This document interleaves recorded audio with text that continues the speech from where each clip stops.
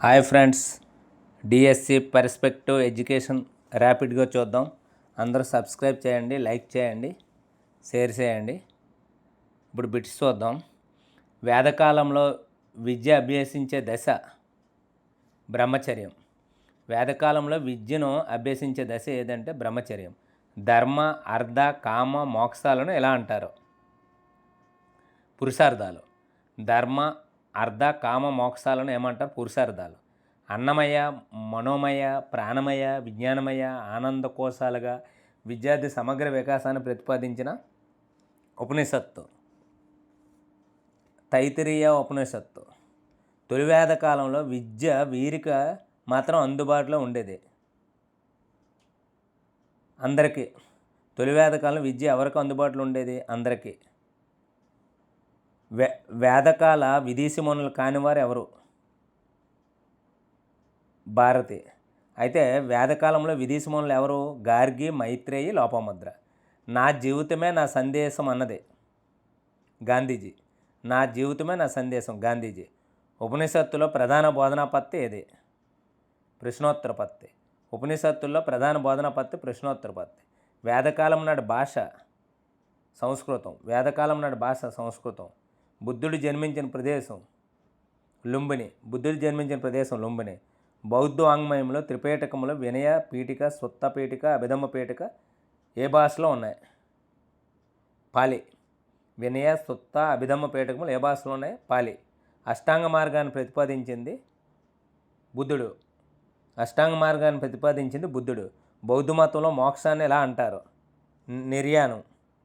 బౌద్ధ మతంలో మోక్షాన్ని ఏమంటారు? నిర్వాణం లేదా నిర్యాణం. త్రిరత్నములు, పంచమహారథాలు ఈ మతంలో భాగంగా ఉన్నాయి. జైనము. త్రిరత్నములు, పంచమహారథాలు ఏ మతంలో భాగంగా? జైనము. ఇస్లాంలో ప్రాథమిక పాఠశాల ఏమంటారు? మక్తాబులు. ఇస్లాంలో ప్రాథమిక పాఠశాల ఏమంటారు? మక్తాబులు.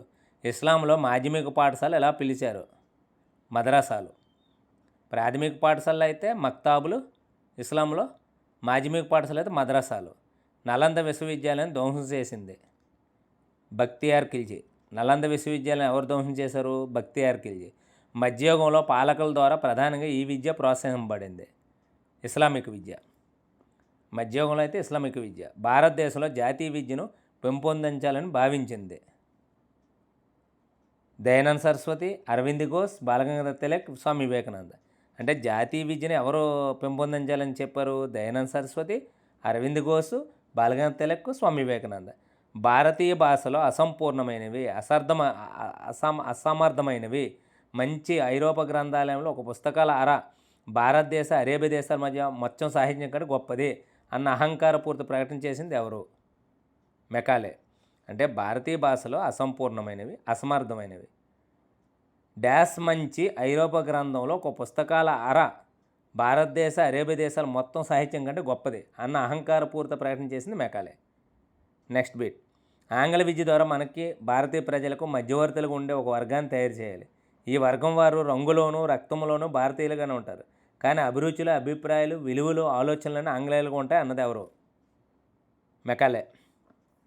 కలకత్తా, బొంబాయి, మద్రాస్ విశ్వవిద్యాలయం స్థాపించాలని సూచించింది ఉడ్ తాకీదు. కలకత్తా, బాంబే, మద్రాసులో విశ్వవిద్యాలయం స్థాపించాలన్నది ఉడ్ తాకీదు. ప్రాథమిక విద్యలో వృధా, స్తబ్దత ప్రధాన సమస్యలు ఉన్నది హార్టాక్ కమిటీ. ప్రాథమిక విద్యలో వృధా, స్తబ్దత ప్రధాన సమస్యలు ఉన్నది హార్టాక్ కమిటీ.